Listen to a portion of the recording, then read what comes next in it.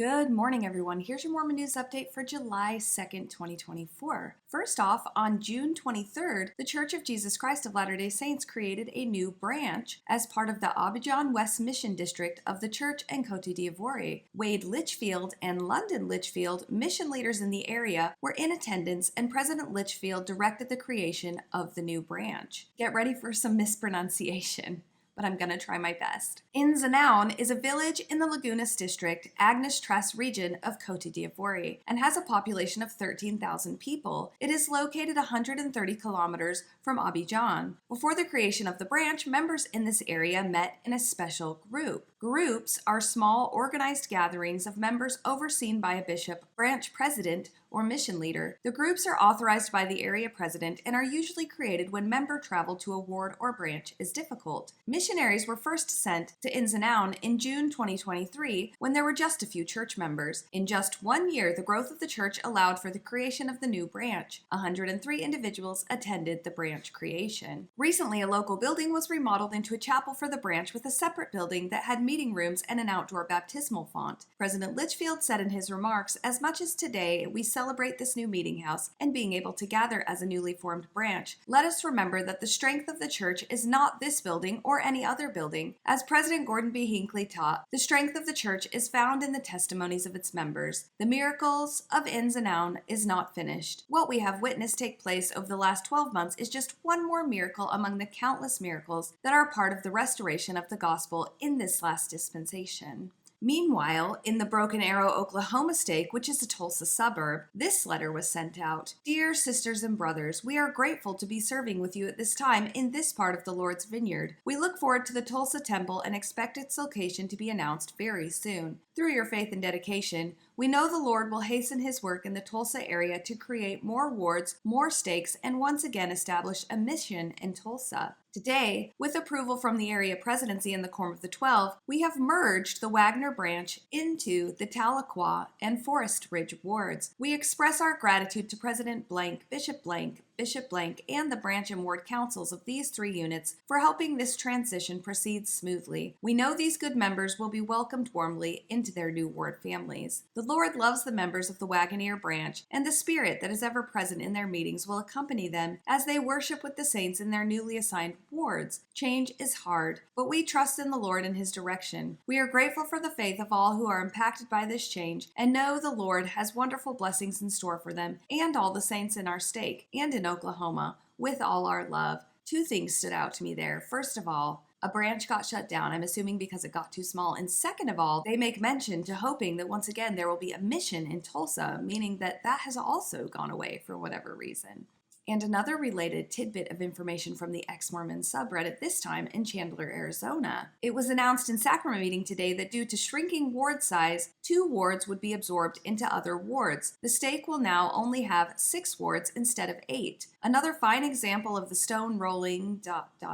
Excerpt from the stake presidency letter. "After months and months of counsel and prayer, we have received approval from the first presidency to reduce the number of wards in the Chandler stake by 2. This change will be a tremendous blessing in the lives of many and will open the windows of heaven to shower down blessings upon all those who live in our stake boundaries." Next up from the Daily Mail, Christian warrior training explodes as churches put faith in guns amid a surge in violent attacks, but some congregants are worried. Churchgoers are now arming themselves and signing up for warrior training before heading into weekly services as violent attacks in houses of worship surge nationwide. Sheepdog Church Security, founded by Chris Maloney in 2014, is one company that trains volunteer safety and security teams to protect houses of worship while keeping faith at the center. On a graph from the Family Research Council depicting violent incidents at churches, it has 50 incidents in 2018, 83 in 2019, 55 in 2020, 96 in 2021, 195 in 2022, and 436 in 2023. Maloney, who has a background in the military and law enforcement, initially ran a safety team at his own church in Minnesota. Since then, he's trained over 6,000 people in houses of worship nationwide. "You want it to be open and welcoming and so forth, and yet provide the safety and security needed," he told the Idaho Statesman. "So those of us who do carry firearms, we do so on a concealed basis. We have the protection we need, and yet we're not ostentatious about it." Churches nationwide are also implementing security training among pastors and congregants. In Tennessee, one church held active shooter training for church pastors, and in Houston, spiritual leaders started getting security training after the Lakewood church shooting. Leaders at Clays Mill Baptist Church in Kentucky have also organized a security conference. Idaho, in particular, has seen a significant increase in these teams, with residents reacting to threats against churches nationwide. Maloney acknowledges that some congregations might resist the idea of security teams, fearing an over-militarized presence. He said some religious congregants believe Christians should be pacifists and don't believe in using weapons to protect themselves. A pastor's wife, Karen Anderson Hardaway, also said Sunday should be reserved for giving praise, and the decision to carry a concealed weapon is intended to keep it that way, but she still said she understands how others vehemently disagree. In response to whether the right to worship in peace can be insulated from violence with or without a gun in a country that sees more than 130 people killed in gun violence in an average day, she said, there is no right answer. The article then shows this picture of armed guards outside a Mormon chapel. My husband visited a ward in California just over a year ago, and there were also armed guards that stood inside the building during their meetings. Is this happening in your area? I think this is also an important time to address something that comes up in the comments of my videos quite often. I will give an example. Last week I posted a video of a group of Mormon youth who were out on a church-sponsored activity. Lightning struck the ground and many of the youth were injured. I posted a news spot from this and actual footage that was caught during the lightning strike. I did not make comment other than saying that it was a Mormon youth group, which was how it was presented in the news. I was incredibly disappointed in the comments, though. Many of the comments were like, oh, God's showing how he feels about Mormons. Do I think that the Mormon church perpetuates abusive practices? Yes, I do. Do I hate all Mormons and wish them harm? Absolutely not. I am constantly reminding myself to focus on the harmful system first and take each Mormon member on a case-by-case basis. There are definitely individual Mormon members who perpetuate the abuse that they learn by being a member of the Church of Jesus Christ of Latter-day Saints. And there are many members who are kind-hearted, loving people who dedicate their lives to service. It is absolutely not appropriate to make jokes about God-hating Mormons when a group of kids has been hit by lightning.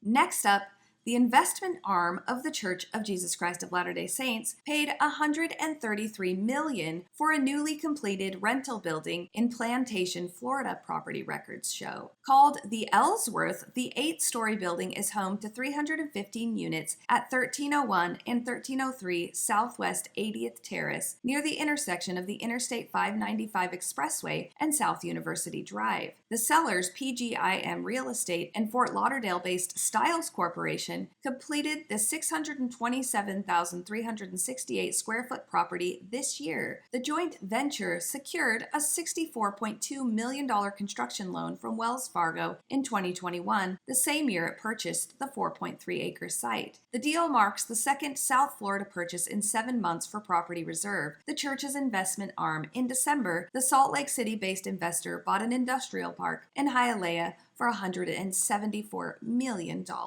A representative for Property Reserve declined to comment, while a spokesperson for Stiles Corporation did not immediately respond to a request for comment. And before I sign off today, a little bit of housekeeping. I have family coming into town, so over the next week or so, there will still be videos going up. They just won't be my normal news updates, and there might not be something every day. I hope y'all can do as I plan on doing and enjoy the holiday and your weekend. I'll see you again soon, and that's your update for today. I absolutely hope you have the day and the weekend that you deserve.